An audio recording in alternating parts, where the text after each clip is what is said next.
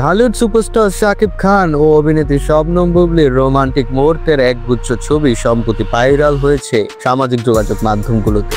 যুক্তরাষ্ট্রের তোলা এইসব ছবিতে তাদের সঙ্গে দেখা গেছে শেহজাদ খান বীরকেও। ছবি প্রকাশ্যে আসার পরপরই নেট দুনিয়ার শুরু হয় আলোচনা, সমালোচনা ও গুঞ্জনের ঢেউ। ঠিক এমন সময় আলোচনায় যোগ দিলেন অভিনেতা ও উপস্থাপক শাহরিয়ার নাজিম জয়। রোববার 3 আগস্ট গভীর রাতে নিজের ভেরিফাইড ফেসবুক প্রোফাইল থেকে একটি বিমানে বসা ছবি পোস্ট করে ক্যাপশনে লেখেন, শাকিব খানের 2 স্ত্রী এবং 2 সন্তান। তিনি সবার প্রতি সমানভাবে দায়িত্ব পালন করেছেন, কিন্তু তিনি এমন এক ফেসাদে পড়েছেন দায়িত্ব পালন করেও কাউকেই খুশি রাখতে পারছেন না। কারণ অধিকাংশ মানুষ এক স্ত্রীকেই খুশি রাখতে পারে না, সেখানে 2 স্ত্রীকে খুশি রাখা অসম্ভব। নিজেকে টেনে উদাহরণ দিয়ে তিনি আরো বলেন, তিনি যত বড় স্টার তত বড় মেধাবী নন, আবার আমি যত বড় মেধাবী তত বড় স্টারও নই।